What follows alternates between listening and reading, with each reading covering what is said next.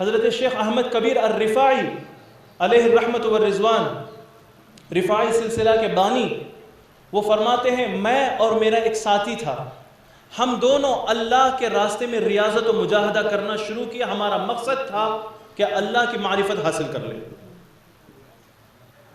ہم نے یہ کام کرنا شروع کیا اور ہم نے ریاضت کرتے کرتے کرتے کرتے ہم نے یہ نیت کی کہ ہمارے لیے راز کھل جائے، ہمارے لیے راز کھل جائے، حقیقت نظر آنے لگے، راز کھل جائے۔ ہم نے ریاضتیں کی، بہت ساری زندگی اس میں لگا دی، بہت زیادہ وقت ہم نے اس میں لگا دیا۔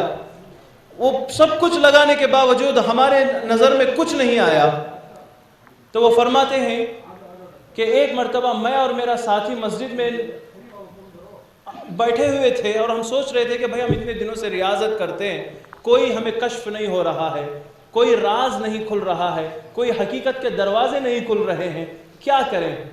تو حضرت رفاعی فرماتے ہیں کہ اس وقت ایک شخص ہمارے پاس آیا اور ایسا صاحب وقار، صاحب دبدبہ تھا، اسے دیکھ کر ہمیں پتہ چل گیا کہ یہ اللہ کا ولی ہے۔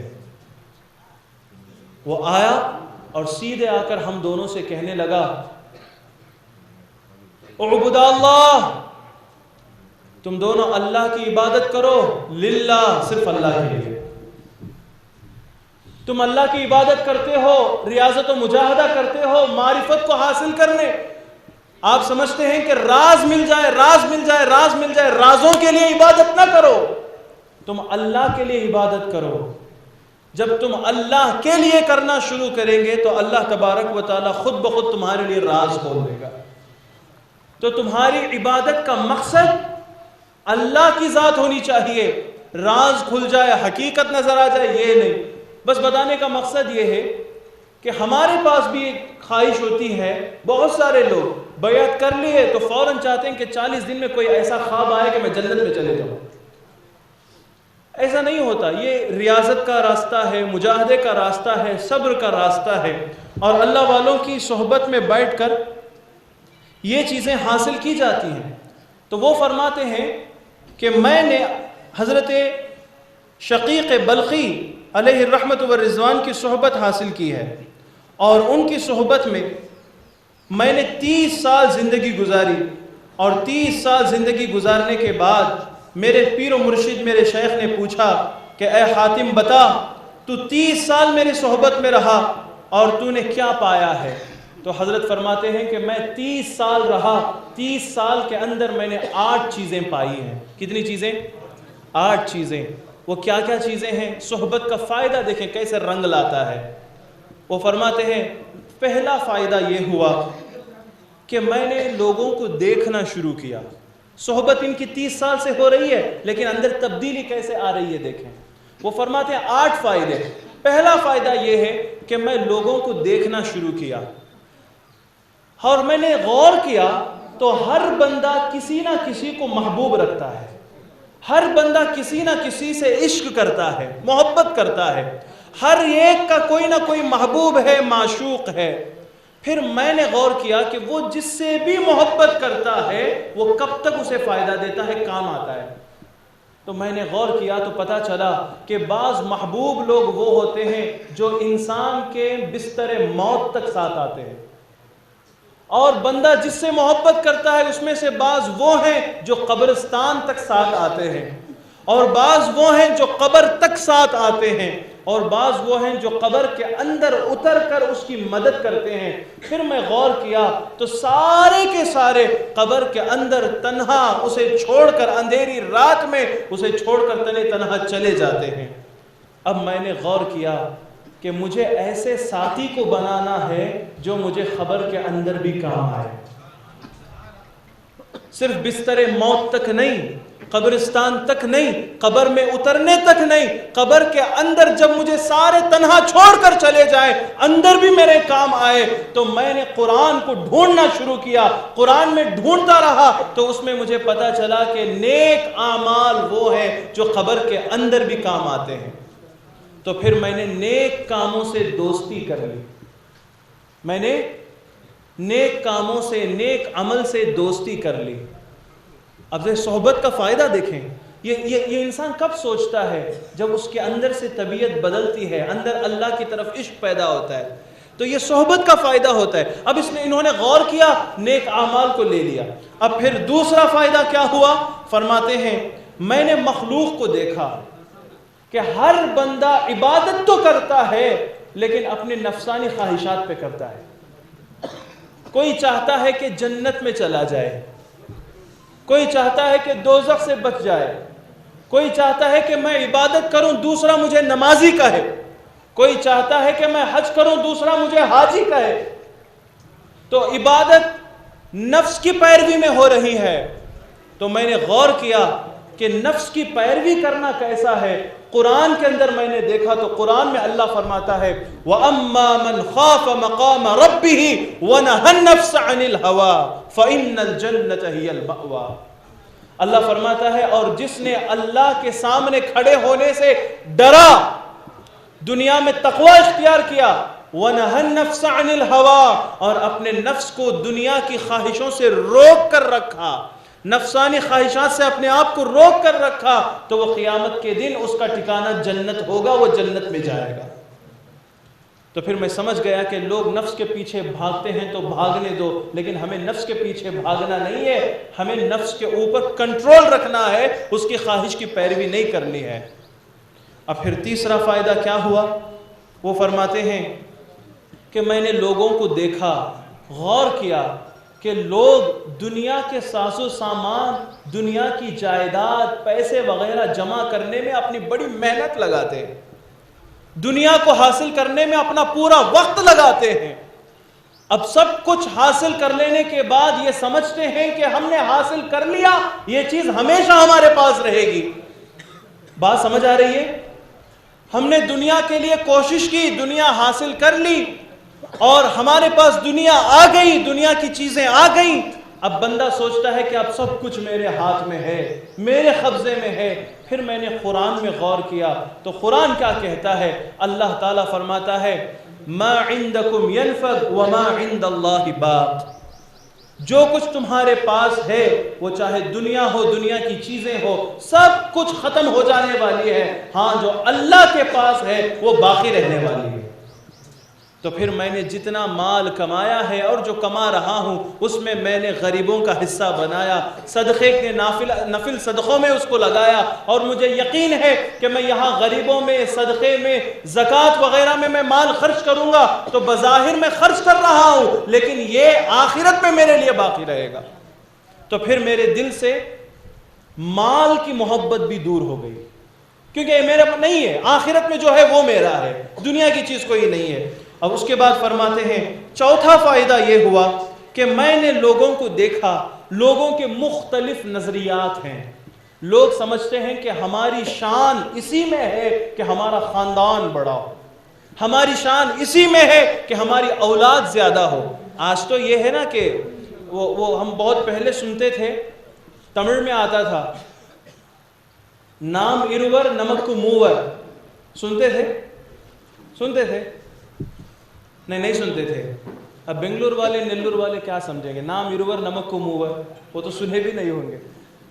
ہم دو ہمارے تین، ہم دو میاں بیوی دو ہمارے تین۔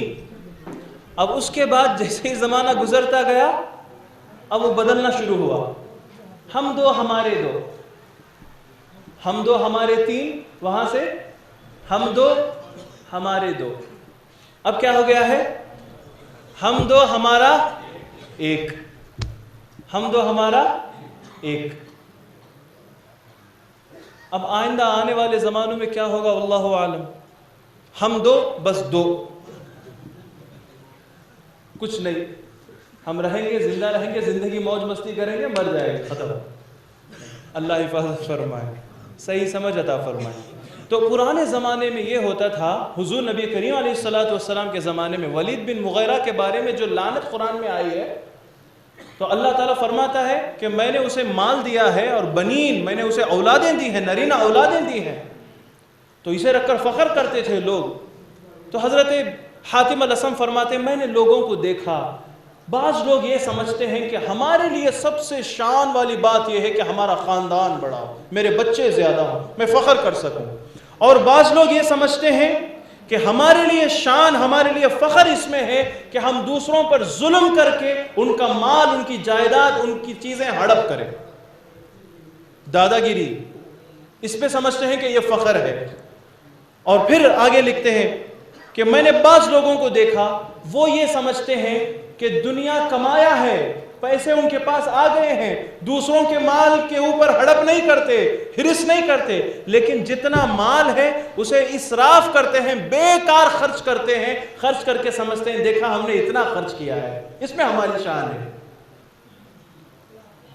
مختلف نظریات. اور پھر حاتم الاسم فرماتے ہیں پھر میں نے غور کیا اگر کسی کے اندر شان، عظمت ہے تو وہ کہاں ہے اور کس میں ہے؟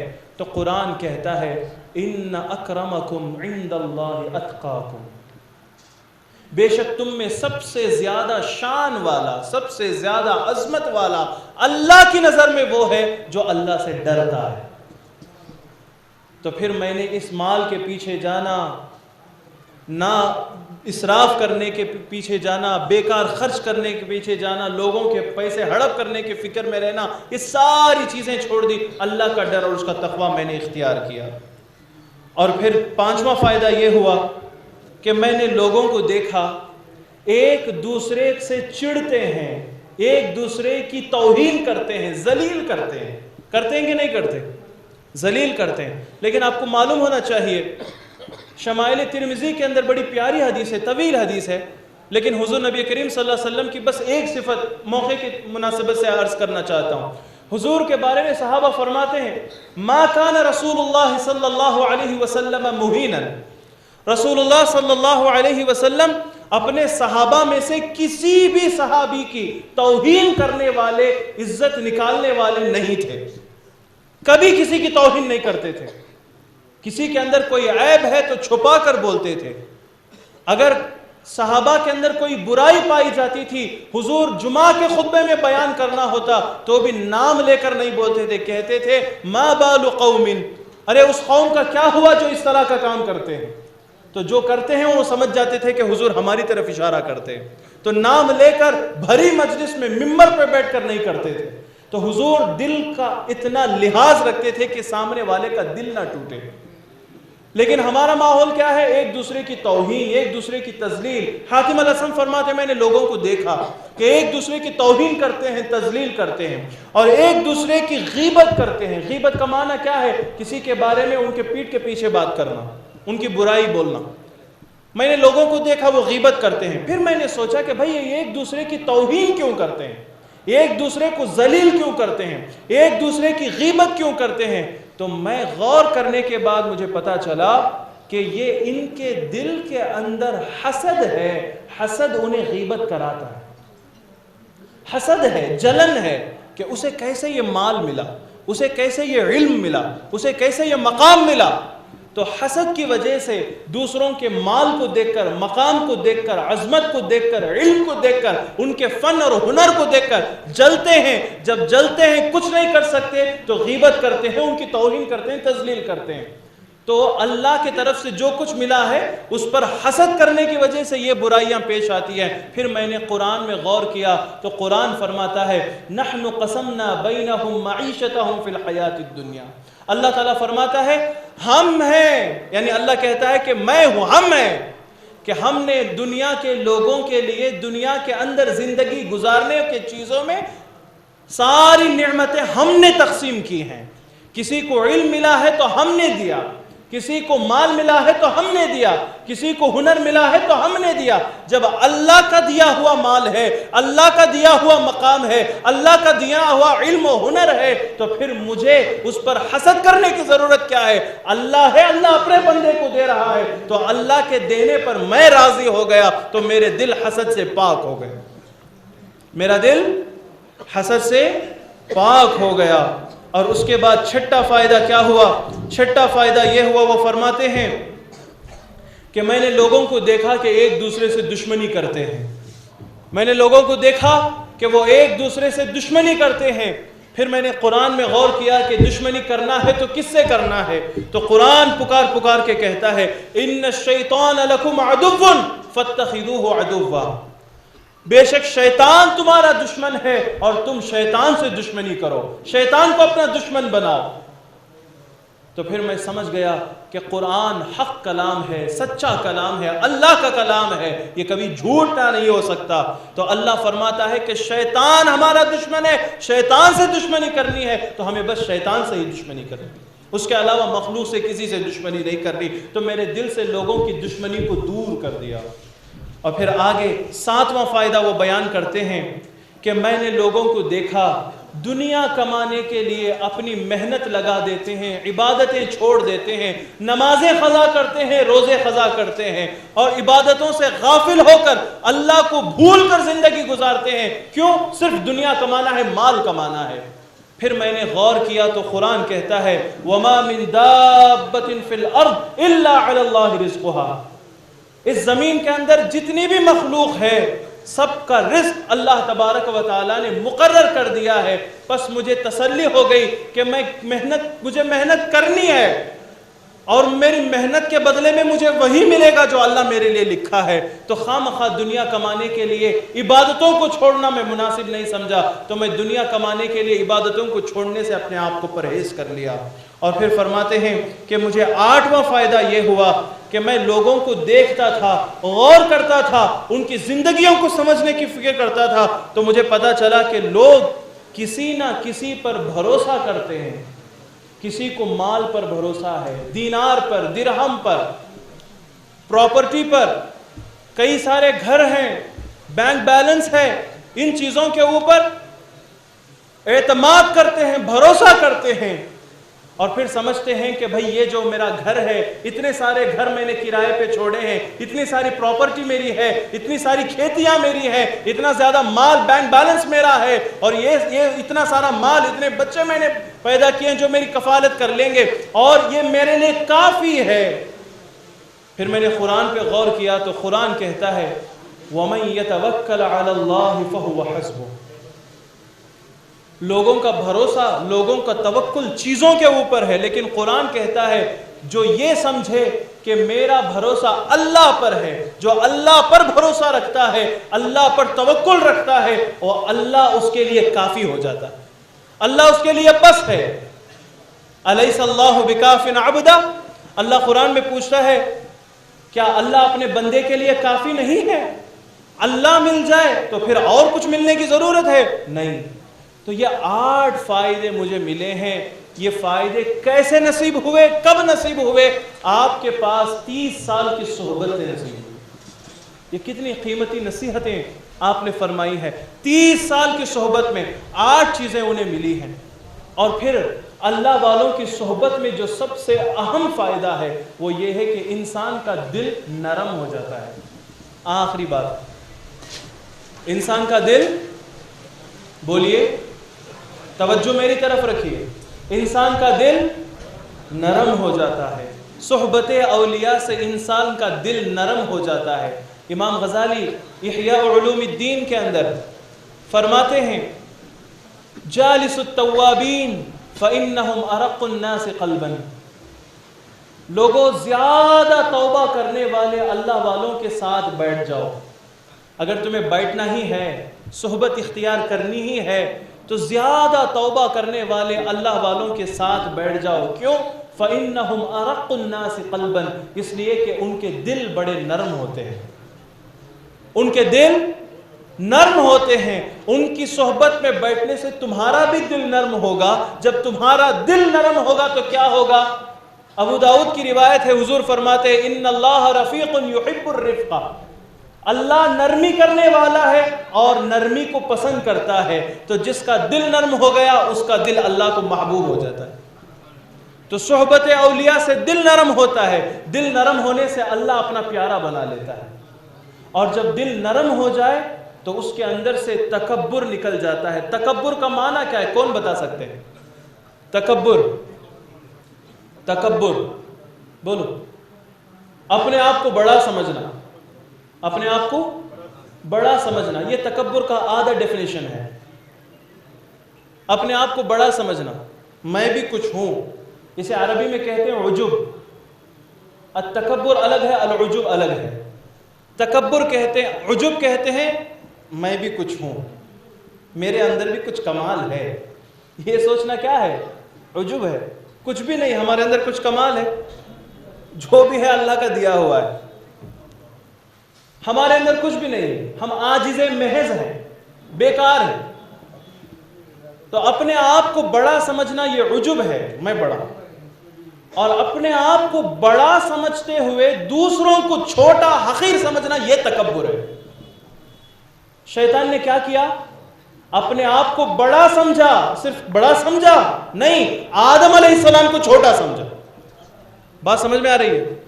آدم علیہ السلام کو چھوٹا سمجھا، اس نے کہا، دلیلیں دی اس نے، خلقتنی من نار وخلقتہ من طین، اے اللہ تو نے مجھے آگ سے بنایا ہے، آگ کو نیچے بھی جلاؤ نا تو اوپر کی طرف جاتی ہے، اور آدم علیہ السلام کو مٹی سے بنا، مٹی میں اڑنے کی طاقت تو نہیں ہوتی، وہ تو ہمیشہ نیچے رہتا ہے، تو یہ چھوٹا ہے، میں بڑا ہوں، اسے کہتے ہیں تکبر۔ اللہ نے فرمایا ابا، سجدہ کرنے سے اس نے انکار کر دیا، واستکبر، اس نے تکبر کیا۔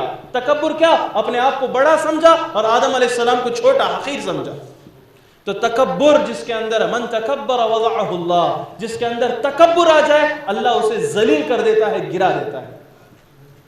اور جو اللہ والوں کی صحبت میں بیٹھتے ہیں ان کے دل سے سب سے پہلے تکبر ختم ہوتا ہے، عجب ختم ہوتا ہے۔ تکبر فرسٹ سٹیپ ہے، عجب آنے والی برائی میں عجب فرسٹ سٹیپ ہے، اپنے آپ کو بڑا سمجھتا ہے۔ اب بڑا سمجھتے سمجھتے سمجھتے سمجھتے اب اس کے اندر پھر یہ خیال آتا ہے کہ میں بڑا ہوں، یہ چھوٹے ہیں، میری رائے، مشورہ فیملی کے اندر مشورہ ہو یا کسی تنظیم کے اندر مشورہ ہو، کسی بھی معاملے کے مشورے ہوں، میری رائے، میں جو بول رہا ہوں وہ صحیح، دوسروں کی رائے نہیں۔ تو میری رائے اچھی ہے، اچھی ہے، اچھی ہے، یہ سوچ بعد میں یہ پیدا کر رہی ہے دوسروں کی رائے خراب ہے۔ اب تکبر سب سے پہلے یہ اللہ والوں کی صحبت پہلے تکبر نکال دیتا ہے، دوسرے حقیر ہیں یہ نکال دیتا ہے۔ کیوں؟ اللہ والوں کی صحبت میں جو بیٹھتے ہیں، ہمارے بزرگان دین ہمیں پڑھایا ہے، ہمارے بزرگان دین نے ہمیں سکھایا ہے، ہم نے ان کی کتابوں میں پڑھا ہے، بندہ اس وقت تک اللہ کا ولی نہیں ہو سکتا جب تک وہ اپنے آپ کو کتنے بھی بڑے مقام پر پہنچ جائے ایک جانور کی نجاست کے برابر نہ سمجھے۔ جب تک وہ اپنے آپ کو حقیر نہیں سمجھتا اللہ کے نزدیک اس کا مقام ہرگز نہیں بڑھتا ہے۔ تو تکبر سب سے پہلے ختم ہوتا ہے اللہ والوں کی صحبت میں، پھر عجب ختم ہوتا ہے تو دل نرم ہوتا ہے، دل کے اندر سے یہ تکبر، یہ گھمنڈ، یہ ساری چیزیں نکلتی ہیں، ساری چیزیں نکل جاتی ہیں۔ آخر ایک بات بتا کر کے اپنی بات ختم کروں گا، جب نکل جاتی ہے تو کیا ہوتا ہے، اس کی کیفیت کیا بنتی ہے، توجہ رکھیے گا۔ ایک عربی کتاب کے اندر شہنشاہ بغداد سیدنا شیخ عبد القادر الجیلانی علیہ رحمت و رضوان کے بارے میں ایک واقعہ میں نے پڑھا، اور نقیلہ کے لفظ کے ساتھ یہ واقعہ موجود ہے، نقیلہ عن شیخ عبد القادر الجیلانی، یعنی حضرت شیخ عبد القادر الجیلانی علیہ رحمت و رضوان سے یہ واقعہ منقول ہے، نقیلہ کا لفظ اس میں موجود ہے۔ وہ واقعہ یہ ہے کہ حضور سیدنا غوث اعظم علیہ رحمت و رضوان ایک مرتبہ بغداد کے گلیوں سے جا رہے تھے۔ کون جا رہے ہیں؟ غوث پاک، غوث اعظم، قدمی هذه على رقبة كل ولی للہ، ہر ولی کے گردن پر یہ میرا قدم ہوگا، یہ فرمان عالی شان جس ہستی کی ہے وہ جا رہے ہیں۔ اب ان کا دل کتنا نرم ہے یہ ذرا دیکھیں۔ وہ جا رہے ہیں، راستے میں دیکھا تو ایک شرابی، ایسا شرابی کہ پورے بستی میں، پورے بغداد میں معلوم ہے کہ یہ بندہ ایسا شرابی، اس سے بڑا کوئی شرابی ہے ہی نہیں۔ وہ شرابی شراب پی کر نشے کی حالت میں پڑا ہوا تھا، اس کے جسم پر نجاست لگی ہوئی ہے، گرد و غبار لگی ہے، اور پھر وہ نشہ جیسے ہی کم ہوا، موت کے قریب ہو رہا ہے، ابھی وہ تھوڑی دیر میں مرنے والا ہے، نشہ تو اتر گیا، ابھی موت کی تکلیف شروع ہو گئی ہے، مرنے والا ہے۔ شہنشاہ بغداد شیخ عبد القادر الجیلانی اس کے سامنے سے گزرتے ہیں، اس کی طرف دیکھا، کھڑے ہو گئے۔ اللہ والے تو بڑے نرم دل ہوتے ہیں، اس کی مدد کے لیے غوث پاک کھڑے ہو گئے۔ قریب پہنچے تو یہ آنکھ کھولنا چاہتا ہے لیکن کھول نہیں پا رہا، پھر بھی بڑی تکلیف سے دیکھا، سامنے دیکھا تو شیخ عبد القادر الجیلانی ہے علیہ الرحمت والرضوان۔ پوچھا یا عبد القادر هل اللہ قادر؟ اللہ اکبر۔ اس نے پوچھا اے عبد القادر کیا اللہ قادر ہے؟ کیا اللہ قادر ہے؟ قادر کا معنی ہے قدرت رکھنے والا۔ ایک بندہ غوث پاک سے پوچھ رہا ہے یا عبد القادر هل اللہ قادر؟ اے عبد القادر بتاؤ کیا اللہ قادر ہے؟ اللہ قدرت رکھنے والا ہے، ہر چیز کی قدرت رکھتا ہے۔ غوث پاک نے فرمایا نعم اللہ قادر، اللہ قدرت رکھنے والا ہے۔ پھر وہ خاموش ہوا، پھر اس نے بستر موت پہ دوسرا سوال کیا یا عبد القادر هل اللہ قادر؟ اے عبد القادر بتاؤ کیا اللہ قدرت رکھتا ہے؟ تو غوث پاک مسکراتے ہیں، خوش ہو جاتے ہیں اور کہتے ہیں نعم اللہ قادر، ہاں اللہ قدرت رکھتا ہے۔ اور پوچھنے والے نے کیا پوچھا تو وہ تو غوث پاک ہی جانتے تھے، اور پھر خاموش ہو گیا۔ پھر تیسری مرتبہ اس نے پوچھا یا عبد القادر هل اللہ قادر؟ اے عبد القادر بتاؤ اللہ قدرت رکھتا ہے؟ تو غوث پاک زار و قطار رونے لگے، رونا شروع فرمایا اور رو کے فرمایا نعم اللہ قادر، بے شک اللہ قدرت رکھتا ہے۔ اب پھر اس کے بعد اس کی موت ہو گئی۔ جب اس کی موت ہو رہی تو کلمہ پڑھانے والے غوث پاک تھے، اس کی موت ہو گئی، نالے کے پاس پڑا ہوا ہے، پر وہ جو نالا ہو رہا تھا اس کے پاس پڑا ہوا ہے، گرد و غبار ہے، نجاست ہے۔ غوث پاک کھڑے ہیں افسوس کے ساتھ، اور غوث پاک کے مریدین آئے، غوث پاک ایک شرابی کے میت کے سامنے کھڑے ہیں، وہ آگے پوچھنے لگے حضور ایسے بندے کے سامنے آپ کھڑے ہیں، یہ تو شرابی ہے۔ تو غوث پاک نے فرمایا تمہاری نظر اس کے ظاہر پر ہے، میری نظر اس کے باطن پر ہے۔ تمہاری ظاہری نظر یہ دیکھ رہی کہ اس کے جسم پر نجاست ہے، آپ کی نظر یہ نہیں دیکھتی نا کہ اس کا دل کتنا پاک ہے۔ میں نے تو اس کے دل کے اندر سے ایمانی جذبات اور کیفیات ابھی پڑھے ہیں۔ تو ایک مرید جو پہلے سے ان کے ساتھ تھا اس نے کہا کہ حضور اب حکم کیا ہے؟ فرمایا اس کی نماز جنازہ میں پڑھاؤں گا، کفن میں دوں گا، غسل میں دوں گا، تم میری مدد کرنا۔ پھر غوث پاک نے یہ سب کچھ کیا، دفن کر کے آئے۔ پھر وہ مرید جو تھا وہ اس نے کہا کہ حضور میں آپ کے ساتھ تھا۔ اس نے 3 سوال کیے اور تینوں سوال الگ الگ نہیں تھے، بس انداز الگ تھا، آپ کے جواب کا انداز بھی الگ تھا۔ اس نے پہلے مرتبہ پوچھا کیا اللہ قدرت رکھتا ہے؟ آپ نے کہا ہاں قدرت رکھتا ہے۔ دوسری مرتبہ اس نے پوچھا قدرت رکھتا ہے؟ تو آپ مسکرا کر خوش ہو کے کہا کہ قدرت رکھتا ہے۔ تیسری مرتبہ اس نے پوچھا کہ قدرت رکھتا ہے؟ تو آپ نے رو کر کہا کہ قدرت رکھتا ہے۔ یہ کیا معاملہ ہے؟ آپ نے فرمایا اس نے پہلی مرتبہ جو پوچھا کہ کیا اللہ قدرت رکھتا ہے تو اس کا مطلب یہ تھا کہ اس نے پوچھا کہ اے عبد القادر ابھی میں مرا تو نہیں ہوں لیکن اب میں توبہ کر لوں تو اللہ توبہ قبول کر کے مجھے جنت دے دے پر قدرت رکھتا ہے؟ تو میں نے کہا نعم اللہ قادر، بے شک اللہ قدرت رکھتا ہے۔ پھر اس نے پوچھا دوسری مرتبہ جو اس نے کہا ہے وہ یہ پوچھا ہے کہ اے عبد القادر کیا اللہ اس بات پر قدرت رکھتا ہے کہ میری زندگی ختم ہونے کے قریب ہے، میں نے ابھی توبہ کی ہے، اب میرا مقام اتنا بلند کر دے جتنا تیرا مقام ہے؟ تو میں نے کہا نعم اللہ قادر، اللہ یہ بھی کر سکتا ہے۔ تو میں نے خوش ہو کے مسکرا کے کہا ابھی توبہ کیا ہے، ہمارے مقام تک پہنچنے کی بات کرتا ہے، یہ اللہ سے ممکن ہے، اللہ قادر، اللہ قدرت رکھتا ہے۔ پھر اس نے تیسرا سوال کیا یا عبد القادر هل اللہ قادر؟ تو اس کا مطلب یہ تھا کہ عبد القادر دیکھو میرا حال کیسا ہے، میں شراب کے نشے میں لت پت پڑا ہوں، میرے جسم کے اوپر گرد و غبار ہے اور میرے اوپر نجاست لگی ہوئی ہے، اور آپ اتنے بڑے منزل پر پہنچے ہوئے ہیں، کیا اللہ اس بات پر قدرت رکھتا ہے کہ میں تمہارے مقام کو آ جاؤں اور آپ اس مقام پہ آ جائیں؟ تو غوث پاک کو رونا شروع ہو گیا. غوث پاک رونا شروع فرما دیے اور غوث پاک روتے ہوئے کہے اللہ تو قادر ہے، قدرت رکھتا ہے، اور اللہ تعالیٰ کے پاس بندوں کے دل ہیں، وہ جیسے چاہتا ہے پھراتا ہے. اسی لیے حضور نے فرمایا یا مقلب القلوب ثبت قلوبنا علی دینک. حضور نے یہ دعا سکھائی ہے، اے دلوں کو تبدیل کرنے والے، بدلنے والے، ہمارے دل کو ایمان پر قائم رکھ. تو کبھی بھی اللہ جو ہے بدل سکتا ہے. تو میں نے روتے ہوئے کہا ہاں اللہ یہ بھی قدرت رکھتا ہے. پھر اس نے کہا کہ نہیں یہ تو نہیں ہو سکتا، ابھی میں دنیا سے جا رہا ہوں، آپ کا شکریہ. پھر میں نے کلمہ پڑھا ہے، اسے کلمے کی موت نصیب ہوئی ہے.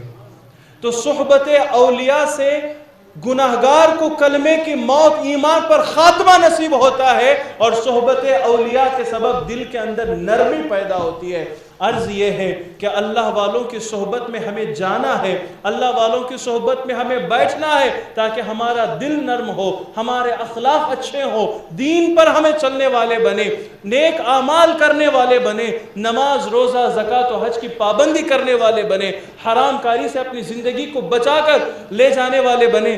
آخرت میں بھی یہ کام آئے گی، دنیا میں بھی کام آئے گی. رسول اکرم صلی اللہ علیہ وسلم فرماتے ہیں نیک لوگوں کی صحبت جیسے دنیا میں کام آتی ہے ایسے ہی خبر میں بھی کام آتی ہے. اور جلال الدین سیوطی رحمت اللہ علیہ شرح الصدور کے اندر ایک حدیث نقل فرماتے ہیں، کہتے ہیں ادفنوا موتاکم وسط قوم صالحین، تمہارے انتقال ہونے والوں کو نیک لوگوں کے بیچ میں دفن کرو. بعض لوگ خواہش کرتے ہیں کہ میرا انتقال ہو جائے تو فلاں بزرگ کی قبرستان میں دفن کر دو، فلاں بزرگ کے قدموں میں دفن کر دو، فلاں بزرگ کے میدان میں دفن کر دو.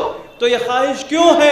یہ خواہش اسی لیے ہے کہ حضور نے فرمایا ہے ادفنوا موتاکم وسط قوم صالحین، کہ تمہارے انتقال ہو جانے والے لوگوں کو نیک لوگوں کے قبروں کے درمیان دفن کرو. کیوں؟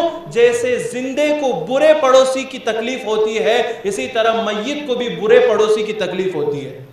اگر تم نیک لوگوں کی صحبت میں رہو گے، قبر میں بھی یہ صحبت کام آتی ہے. یا تو تمہارا عذاب ختم کر دیا جاتا ہے یا عذاب میں کمی ہو جاتی ہے، اس لیے کہ آپ نیک نہیں، آپ جس کے قبر کے پاس ہیں وہ قبر والے نیک ہیں.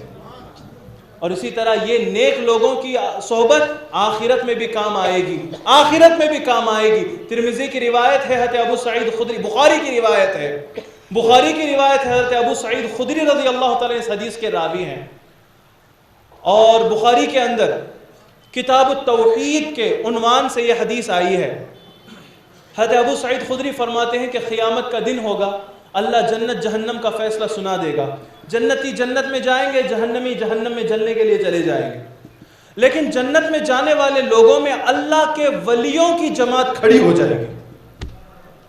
مرتبہ سبحان اللہ. اللہ کے ولیوں کی جماعت کو سنایا جائے گا کہ تم جنتی ہو، جنت میں جاؤ، لیکن جنت میں نہیں جائیں گے، کھڑے ہو جائیں گے. پوچھا جائے گا کیوں کھڑے ہو، جنت میں نہیں جاتے ہو؟ وہ کہیں گے نہیں، ہماری صحبت میں بیٹھنے والے، ہمارے ساتھ نمازیں پڑھنے والے، ہماری زیارت کو آنے جانے والے مولا دوزخ میں جل رہے ہیں، انہیں چھوڑ کے ہم جنت میں نہیں جا سکتے.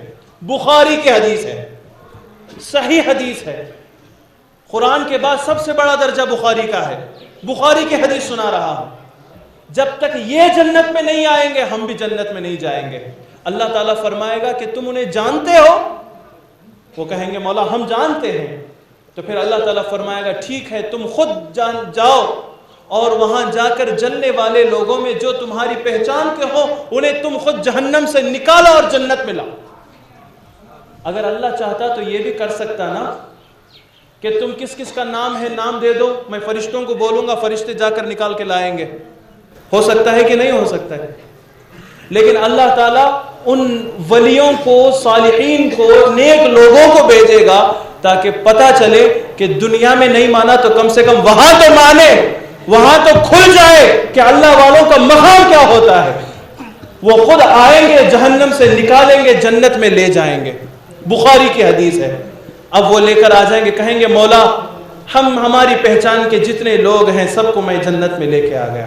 اب اللہ تبارک و تعالیٰ کی رحمت جوش میں آئے گی، اللہ کی رحمت جوش میں آئے گی. اللہ تعالیٰ فرمائے گا تم نے تمہاری پہچان کے لوگوں کو تو نکال لیا، اب میرا بھی تو حق بنتا ہے، تو تم خود جاؤ اور جس کے دل میں 1 دینار کے برابر ایمان ہو اسے نکال کے باہر، وہ خود جائیں گے، تلاش کریں گے، ان سب لوگوں کو باہر نکالیں گے جس کے دل میں 1 دینار کے برابر ایمان ہے. پھر کہیں گے مولا سب کو لا لیے ہیں. پھر اللہ فرمائے گا نہیں ایسے نہیں ہو سکتا، اب جس کے دل میں آدھا دینار کے برابر ایمان ہو اسے بھی باہر نکال لو. اب پھر یہ خوشی خوشی جائیں گے جنت سے، آدھے دینار کے برابر جس کا ایمان ہے جہنم سے اسے بھی نکالیں گے اور جنت کی طرف لائیں گے. اور پھر کہیں گے مولا ہم لا لیے. اور پھر اللہ تعالیٰ فرمائے گا اور بھی بچے ہیں؟ کہاں اور بھی بچے ہیں. تو اللہ فرمائے گا ٹھیک ہے جاؤ، تم خود جاؤ اور جس کے دل میں رائی کے دانے کے برابر ایمان ہے اسے بھی نکال کے لاؤ. تو پھر وہ جائیں گے، رائی کے دانے کے برابر جس کے دل میں ایمان ہو اسے بھی نکالیں گے، لے کر آئیں گے. اور پھر ابو سعید خدری رضی اللہ تعالیٰ عنہ فرماتے ہیں یہ حدیث میں نے حضور سے سنی ہے، اگر کسی کو اس پر ایمان نہ ہو تو قرآن کریم کی یہ آیت پڑھ لے. اللہ تعالیٰ فرماتا ہے ان اللہ لا یغفر ان یشرک بہ ویغفر ما دون ذلک لمن یشاء. بے شک اللہ تعالیٰ شرک کو معاف نہیں کرتا، شرک کے علاوہ چاہے جو بھی گناہ ہو جس کے لیے چاہتا ہے معاف کرتا ہے. تو اسی کے معافی اور رحمت کا معاملہ ہے کہ ذرہ برابر ایمان جس کے دل میں ہے اسے بھی جہنم سے نکالا گیا. اور یہ کام اللہ والے کریں گے اور اس کی ابتدا اللہ والے کرائیں گے. سب سے پہلے یہ جنت میں جانے سے رکیں گے، لوگوں کو نکال کر لائیں گے، پھر اللہ کی رحمت جوش میں آئے گی، سب کو اللہ تعالیٰ جنت میں لائے گا. تو ان تمام کارروائی کا سبب اللہ کے ولیوں کی مقدس ذات ہوگی. تو ہمیں چاہیے کہ نیک لوگوں کی صحبت اختیار کریں. یہ صحبت دنیا میں بھی کام آتی ہے، برزخ خبر والی زندگی میں بھی کام آتی ہے، آخرت میں بھی کام آتی ہے. دعا ہے کہ اللہ تبارک و تعالی ہمیں جب تک زندہ رکھے مسلمان بنا کے زندہ رکھے، اللہ والوں کی صحبت میں زندہ رکھے، اور جب ہماری موت آئے تو اس وقت ہماری زبان پر کلمہ طیبہ لا الہ الا اللہ محمد الرسول اللہ زبان پر جاری و ساری ہو. آمین بحرمت سید المرسلین والحمد للہ رب العالمین.